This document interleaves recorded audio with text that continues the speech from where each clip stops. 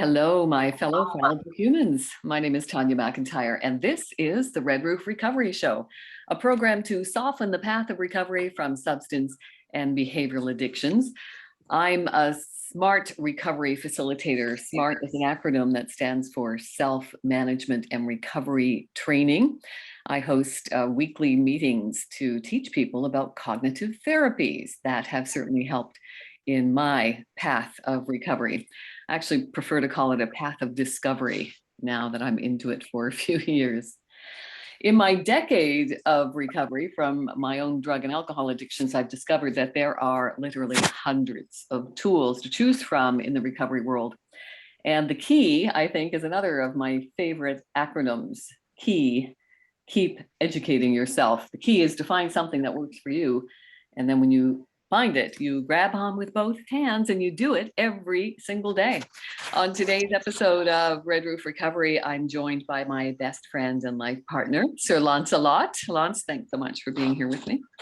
You're welcome, my love. And Lance brings a family perspective to my recovery discovery world. Lance stood by me through my decades of addictions, and people appreciate hearing his family perspective of someone who is not challenged by any kind of addiction, thankfully, and how he still lives with me, manages to live with me quite happily and blissfully while I learn how to become sober, not only just physically, but also emotionally. That's a whole different ballgame. So emotional growth. Yeah. Yeah. Did you want to say something? Coping with those feelings that you've never had to cope with. Yes, those heightened emotions that I numbed for most of my adult life with drugs and alcohol. Today, we're going to chat about something that took me many years to finally accept, and that is acceptance, unconditional acceptance. It's one thing to put a lot of conditions on acceptance of ourselves, of others, and of life, but to reach a point where you can be to a point of acceptance unconditionally is something that I still work on every day. And I appreciate your support in helping me get through that. I think everyone works on that every day. Yeah, I think it's so. It's very easy to accept people if they agree with you. Right, if they behave the way we want and expect them to behave. Yeah, that makes it easy. So in cognitive therapy, which is the foundation of SMART recovery, self-management and recovery training, which I practice regularly. You'll often hear me say that AA saves my life and SMART gave me my life back. So we learn the principle of unconditional acceptance of ourselves, of others, and of life. And I would like to share with you something called an Unconditional Acceptance Manifesto that I've compiled through a few things, through some of the mentors that have had influence in my life and through my recovery discovery. And another fellow facilitator at SMART, Mr. Jasik, has contributed to this. And then just my own experiences. So we're going to start off with a definition of acceptance. What is acceptance?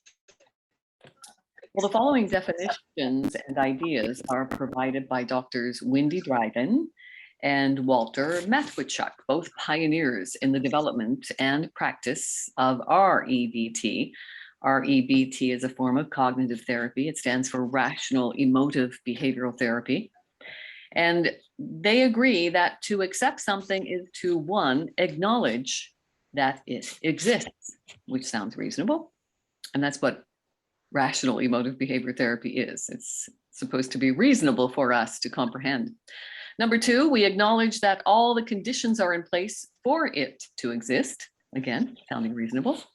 Number three, believe that while it's preferable for this reality perhaps to not exist, it doesn't follow that it must not exist.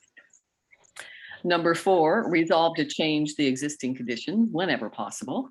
And number five, accept when it is beyond your control. And then we get to unconditional self-acceptance, and the acronym that is commonly referred to in recovery circles as the USA, which is one of the most difficult concepts, I think, for most of us to accept. It certainly has been for me. And the following is inspired by my fellow SMART facilitator, Nick Rajacek.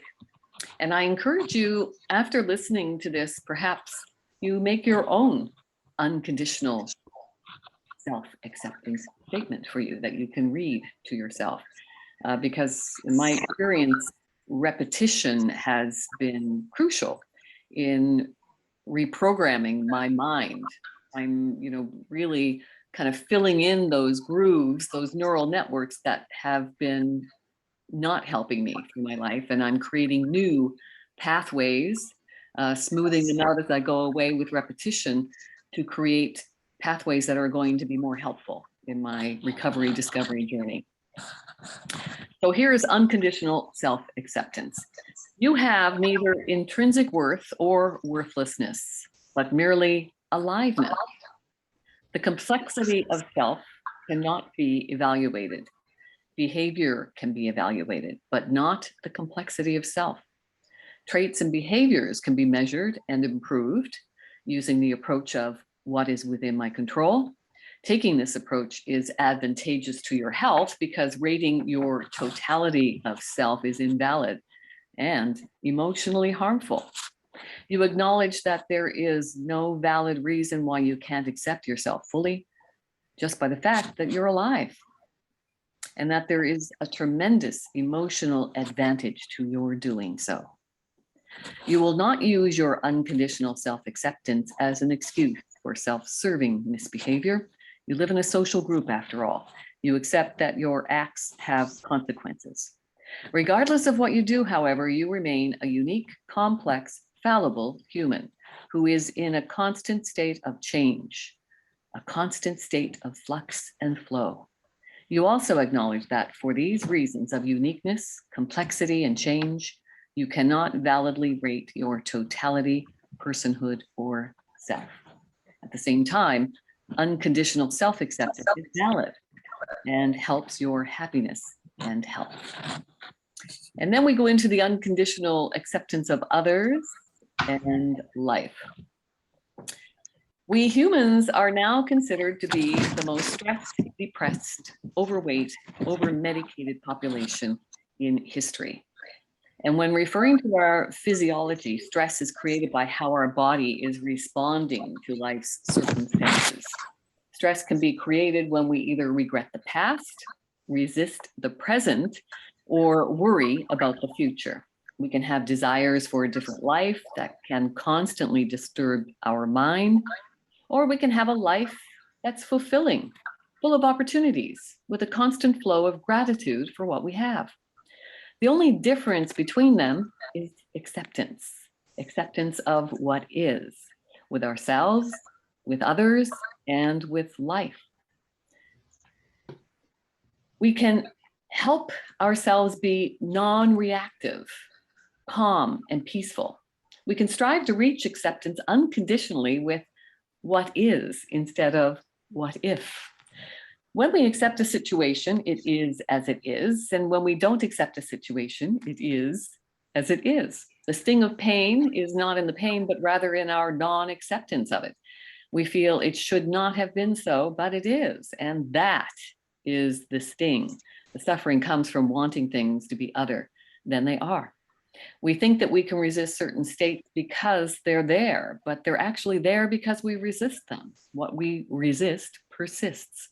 Accept it. When you accept, you remain above and beyond. And when you fight and resist, you come to that same level. There are some things and situations which can be changed, and there are some things and situations which cannot be changed, but rather only accepted.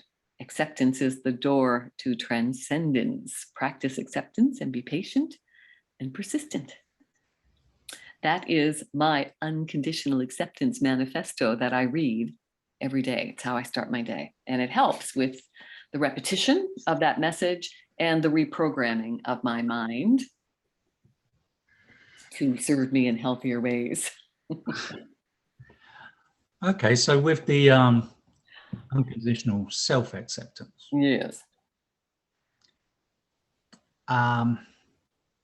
as we all know, we're not the same person. Well, this is why I think I'm definitely not the same person I was at 20 years old, or 30, or 40 years old, or 50 years old. Mm-hmm.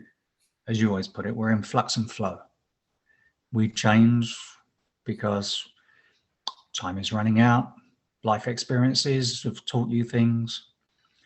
So to accept oneself is, it's an ongoing thing. Absolutely. A lot of views that we had when we were 20 years old, we do not still hold at 60 years old. Mm-hmm. So, to accept yourself it's ongoing. Yeah, It's ever changing. not something you think, great, I've accepted myself, I'm done. Right.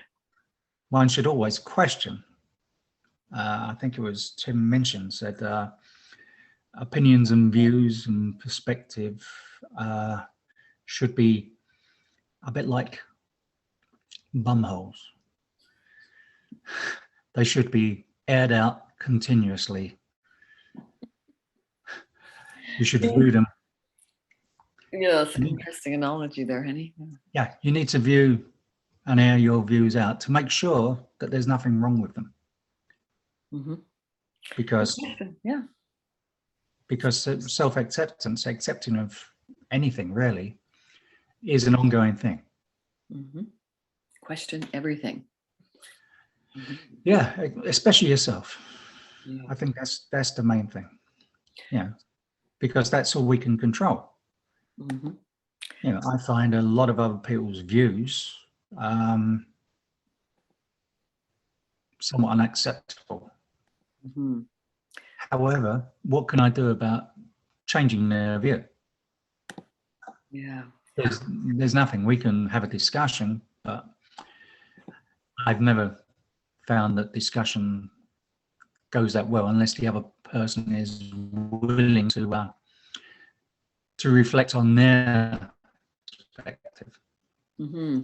Someone just sent me a meme actually that I just went looking for that pertains to what you've just mentioned there. You must always be willing to truly consider evidence that contradicts your beliefs and admit the possibility that you may be wrong. Intelligence isn't knowing everything, it's the ability to challenge everything you know. I like that. It reminds me that our truth is a fundamental reality defined by our perceived experiences, and I think it's important for us to develop that critical thinking that really wasn't taught to me in my education at any time. I didn't start developing critical thinking until I was introduced to SMART. SMART recovery taught me, the cognitive therapies to question my thoughts, question everything. And that I think has created a smoother foundation for me to walk that path of recovery. Well, I think that's where media that is, shall we say, governed by someone else. As in, let's take radio. Most people I'm afraid in North America, everyone has there's a country music channel and a classic rock channel. Where in the UK, where I was growing up, it was basically, there was a classical channel, but then music from in the mainstream networks was an amalgamation of everything. So you're exposed to many different genres of music. What we have now, I think, which isn't helping the situation that we find ourselves in, questioning everything, is that because of technology, we tend to inhabit echo chambers. We don't expose ourselves to different views. And then when we come up against different views, people have trouble with that because they've not been exposed to many different people's many different views. I hear the term confirmation bias a lot, right? So we seek out information that confirms our bias, which is not healthy either, to create healthy dialogues that could open our mind to different possibilities. Hmm. And when you do run into someone who's willing to have a dialogue, a constructive dialogue, to realize that you may be wrong. And I've always said to people, if I've got a certain view, I'm open to you challenging that view and changing my mind with a rational argument. Mm-hmm. If you cannot change my point of view because I don't find your argument strong enough to change my view, I've got no problem with you holding the opposing view, Mm-hmm. because obviously my argument is not strong enough to change your mind. And it's okay for people to have different views. Mm-hmm. So and as I said, we need to challenge our own views, to look at them in a way that, as I said, my views now, 60 something, is they're definitely not the same as they were when I was 20 something. Yeah. Thank goodness. I think if we had met in our 20s, or we probably would have not had that synergy that we had when we were in our 30s. I'm certainly, thank goodness, I'm not the person I was in my 20s. I wasn't a very nice person when I was in my 20s. I'm glad that's behind me. Well, obviously that's your perspective, right? Yeah. you know, And shared by a few others. Yes. yeah, but you everyone tends to be harder on themselves than other people are Mm-hmm. on you. So you're being very hard on yourself, as most people are, and you were going through your challenges, or the beginning of your challenges, which colors your perspective somewhat. Well, I'm certainly glad that therapy as a whole now is, I remember when we first got together when I was 30, when we got married, which is more than 30 years ago. And therapy, I remember when we tried to live in the UK, and when I first arrived there as a Canadian, I thought, how different could it be, right? Canada was a British colony for so long. It's like, we've got all our influences really from the British. But it was culture shock in more ways than one, specifically with the class structure and certain attitudes, especially around therapy at the time. Because I read a lot of self-help books, because of course I was swimming in that river of denial, right? Denial is more than the big river in Egypt. So when my addictions were progressing through my 30s, I was reaching out for some self-help through self-help books. I mean, I was brought up on philosophy as well. I call my father Philosopher Dad for most of my life, right? I ended up writing a couple of books in his honor, because I was brought up with philosophy. So self-help was nothing new to me. But when I tried to talk to your parents about self-help and how they could maybe do some introspection around their challenges with your brother, I was shut down, because it's not something, it's that stiff upper lip British attitude that was difficult for me to accept. Talk about unconditional other acceptance, right? Yeah, there definitely was. And again, that could just become because they came from a different time. Oh, absolutely. They grew up in a world where there was no time for self-pity, and things were happening that were totally out of your control, and you had to deal with them. Right. So there was a totally different mindset, I think. And even that, when I was young, if someone said they were going to therapy, everyone rolled their eyes and thought there was something very wrong with them. I think that's changing somewhat. I think the further we go from that's, some might say, misplaced stoicism from like the war generations, Mm. The further we get away from that, the less what you call stiff upper lip there is, Mm-hmm. and more access to therapy and all the other contagions that go with it. Well, I'm exposed now to more because through the pandemic, everybody's life kind of migrated to digital communication. So here we are on the Zoom world now, I call it. And of course, I do a lot of Smart Recovery online meetings, and I'm exposed to Smart Recovery UK. They have a huge contingent there. Through the pandemic, of course, Smart has grown exponentially because addiction and suicide rates have tripled over the past couple of years. And as I'm exposed to people from that continent, I can appreciate now that, you know, therapy, really, we're looking at therapy as essentially just adult education with some creative problem solving. And we're doing it more and more in a group setting, which I think is valuable in so many ways. Yeah, to talk to people who have the same challenges and to brainstorm on ways that people have overcome those challenges, or found ways to mitigate certain parts of the circumstance. Mhm. Yeah, it's a very powerful tool. I think there's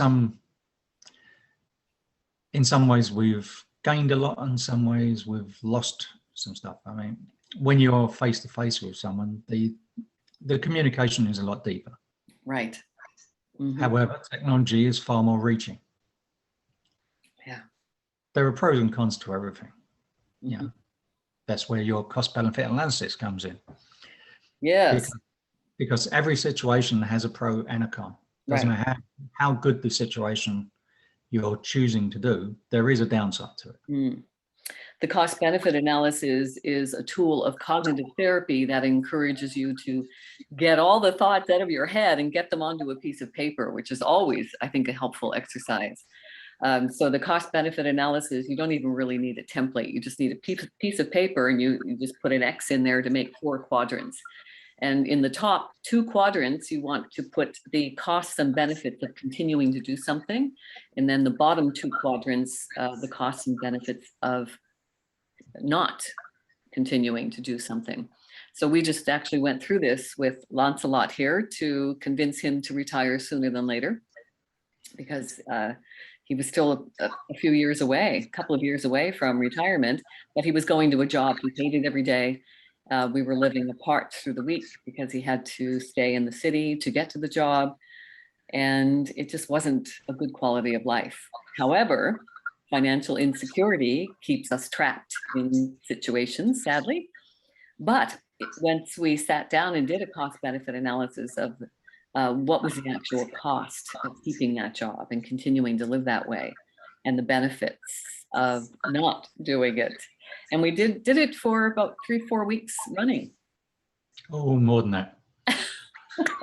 I was being conservative. You were being very conservative. We were doing these things for months. Yeah. The thing is, we do a cost benefit analysis in our head for every situation. Yeah. It's only the big ones that you really need to sit down and do a proper cost benefit analysis. Go and buy a new car. You do a cost benefit analysis in your head. Can I afford it? Is it the right car for me? Is it worth doing? Putting some money into the old car. But we don't call it a cost benefit analysis. Just that they're just normal thoughts. Pros and cons. Yeah. Mm-hmm. We all do it all the time. When the big one comes and there are multiple factors, you can't hold all the factors in your head at the same time. Mm-hmm. So to put it down on paper, to actually visually see all the pros and cons in one space is very helpful. Absolutely. Yeah. So have we solved the world's problems on unconditional acceptance? Have we gotten? No, I mean, the thing about acceptance is, as I said, it's an ongoing thing. Mm. You can't say, yep, I've accepted, because there will be a situation that you find so far out of the acceptable range of your views that you will struggle to accept it. Yeah. You know, I mean, what's just happened with the death of Queen Elizabeth? Mm. Now, I wasn't a tremendous monarch. I thought, you know, she did what she did very well. Not totally in favour of monarchy, but I think a constitutional monarchy shrunk down is a good thing. However, when people stand up and shout abuse and that at a, you know, basically at a coffin going past, I find that totally acceptable. I find it reprehensible. Can I see it in my, you know, so trying to accept the people doing it because their views are so far of, you know, common decency is so far away from mine, I struggle with that. Mm-hmm. You know, so everyone has a struggle with accepting things that are so far away from what we consider right. Right, against their morals, yeah. So moral values, you know, we've seen how those have evolved from, you know, centuries before, where, for instance, talking about the royal family, how divorce was just, there's just no way you could accept divorce No. in your family, which is why one of the kings abdicated to go marry a divorcee. So, you know, we've seen through decades and centuries that, you know, attitudes around moral failings can change as we evolve as humanity. And then sometimes we stay stuck. And sometimes we regress. Yes, Yeah. indeed. Well, honey, we've only got like a couple of minutes left. Wow, this conversation goes quickly, and I'm so grateful to have it with you and to share my life with you. Thank you for being a wonderful life partner and human being. I am grateful. It's a two-way street, but Thank you, sweetheart. And thank you for being here with us for 30 minutes of your day for this non-renewable resource of time that we have. We really appreciate you hanging out with us. I hope this episode has opened up some possibilities for you to consider unconditional acceptance in your life for not just yourself, but also for others and for life. And if I can help you in any way, please reach out to me, redroofrecovery@gmail.com. I'm always happy to help you with any challenges you're going through, not only in just with your addiction recovery, just life in general. And if you would like to be a guest, or if you think someone might qualify for our unique 1-week residential recovery program, again, redroofrecovery@gmail.com. I've written a couple of books, some shameless self-promotion here. I've got Mindful Wisdom from My Philosopher Dad, Sage Advice from a Single Father, a legacy to my dad, who was an extraordinary man that deserves a legacy of greatness. And then during the pandemic, I wrote book 2, Daily Wisdom from My Philosopher Dad, to maintain my sanity and sobriety. I set this one up as a journal. So there's an inspirational saying there every day of the year. And I encourage you to not only just read the inspirational note, but also then write your thoughts and intentions for the day. The power of words is very powerful. And I find the power of the written word is life transformational. At least it has been for me. My wish for you is to always live fully, laugh often, love always, be mindful, and try to stay positive in this crazy world. Remember, there is great power in knowing that the only thing we can control in our lives is ourselves. May the force be with you, and remember, you are the force.